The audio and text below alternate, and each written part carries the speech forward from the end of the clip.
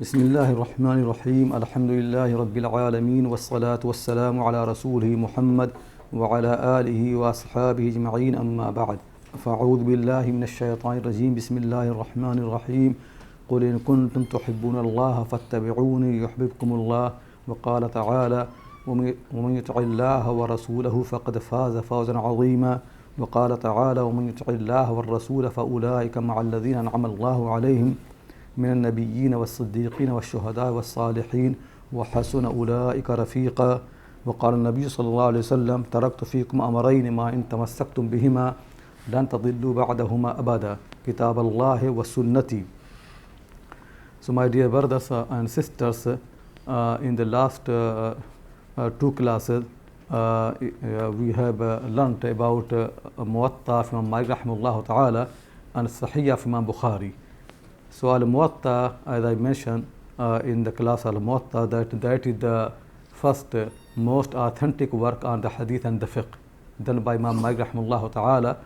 And then after that there have been many efforts to compile the hadith of the Prophet sallallahu alaihi wasallam. But no doubt in the history of Islam, the best works in the field of the hadith always have been considered, and actually it is like a consensus of the ulama and this whole the ummah that Sahih Bukhari and Sahih Muslim, they are the most sound works in Islam, so no doubt. And certainly they are also most professional.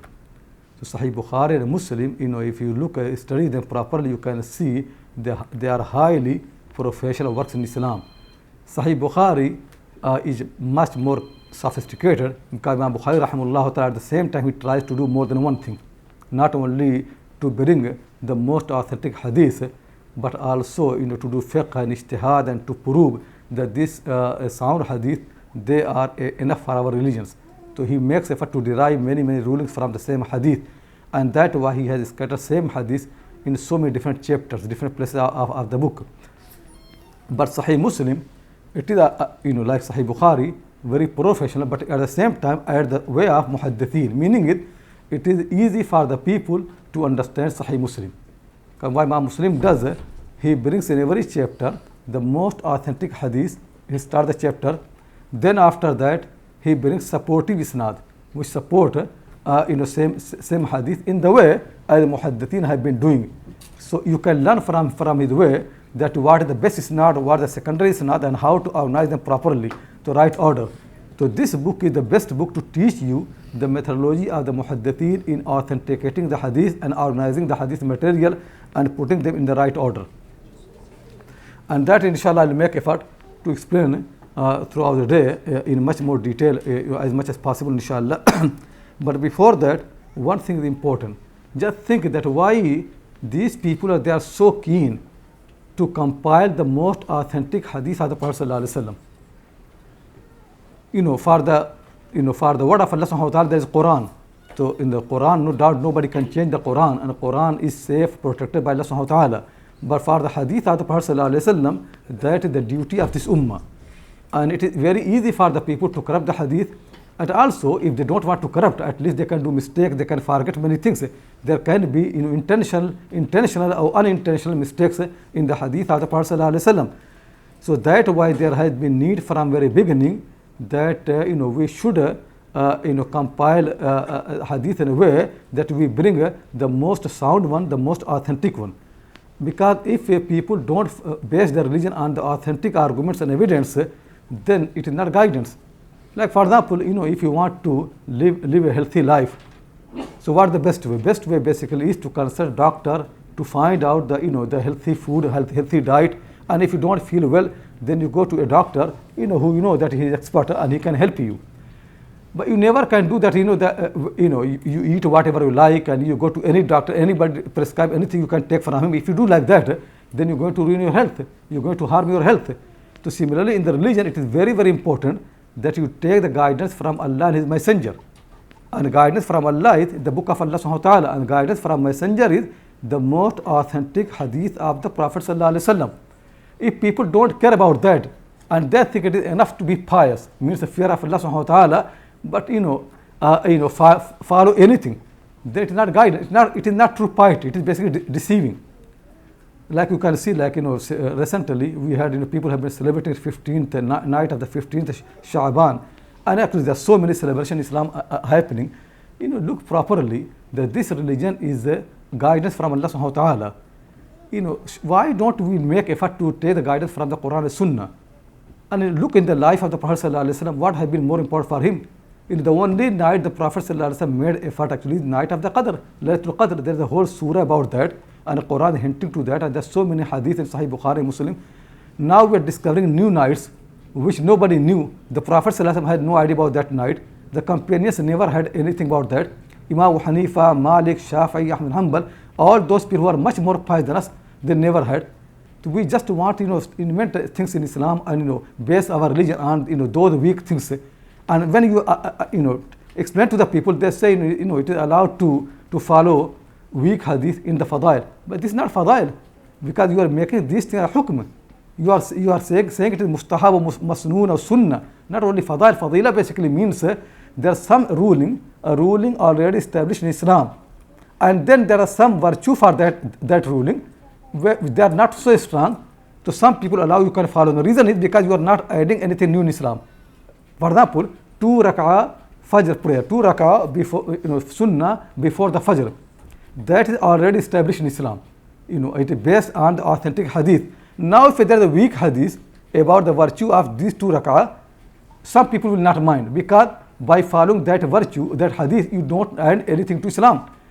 But if the 2 rak'ah of the Fajr prayer is not based on any sound hadith, then if you follow them, you are inventing new thing in Islam. Similarly, for example, there have been somebody in the weekend discussing with me that about topi and putting hat is sunnah, mustahab, things like that, and they say in fadail you can have weak hadith. People don't understand. First thing, actually, they know hadith like that anyway, but it is not weak, it is not fadila, because you people are saying that having a cap in the prayer is sunnah, it is mustahab, it is hukm. Istihbab and sunnah, they are hukm, they are not only virtues and fadail. So this is very, very important to understand, that real piety in Islam must be based on the Quran and the sound sunnah of the Prophet sallallahu alaihi wasallam. That's what piety is. So that what actually makes you more pious. Anything which is not based on that, that's not real piety. It is superficial thing, and that's why it will not have its benefit. And you can see now in our time, there are many things which are in the Quran and Sunnah we don't give importance. It is easy for many people that they kill a believer. Same people, when they come to the mosque, they never can dare to pray without topi, without hat, but they can kill somebody. It is very easy for people to backbite. It is very easy for the people to hurt a believer, to harm somebody. It is very easy for the people to lie and cheat and deceive. Though those things, they are based on the Quran, Sunnah, and common sense. Everybody knows in every religion, but we don't care about them. And then we come to this night, people, I know in many, I don't know where the tradition has come in among Bengali community. They think, this night, 15th Sha'ban, if you wake up all the night, then there will be so much huge barakah in your restaurants all the year. The barakah comes if you follow the command of Allah. In that your restaurant, if you don't follow the command of Allah, you put alcohol and wine, and then you do dishonesty and cheating, how the barakah will come? Just by this night. This night is not a magic. It cannot change you. Think properly. Follow Islam properly. Barakah comes by following the Quran and Sunnah. The command of Allah is messenger. Barakah is not a magic that you do certain formula, the barakah comes suddenly. Barakah comes in, by following the command of Allah and His messenger. That's how barakah comes. If people don't follow the command of Allah and the messenger, there's no barakah in this religion. And the Quran has been sent for the barakah. It is a Mubarak, book of the blessing. The Quran says, Hada kitabun mubarakun. This is a blessed book. So this is very important. Keep and understand. That way you can see. The real piety is the piety of the companions. Piety of Tabi'een, Sayyid Musayyab, Alqama and Aswad. The piety of Abu Hanifa, Malik, Shafi'i, Ahmad Hanbal, Bukhari and Muslim. Why they are so keen to bring sound hadith? If piety can be based on anything, why they are so keen? Why they want to bring the most authentic hadith? Think properly. When you are learning this thing, don't become like common people. Use your sense properly. Think properly. Just don't follow your traditional culture. Follow the religion. Follow the book of Allah subhanahu wa ta'ala, the hadith of the Messenger sallallahu alaihi wasallam. That why, before teaching Sahih Muslim, Because Imam Muslim is no doubt a highly professional person in the authenticity of hadith, and he has many books. The most important one is his Sahih, which I'm going to discuss inshallah. But he also has written a book at-Tamyiz, Kitab at-Tamyiz, which is not fully found, but is very important work on hadith, where he wants to make very clear that how there have been so many mistakes in the hadith, sometime in the isnad chain of narration and sometime in the text of the hadith itself.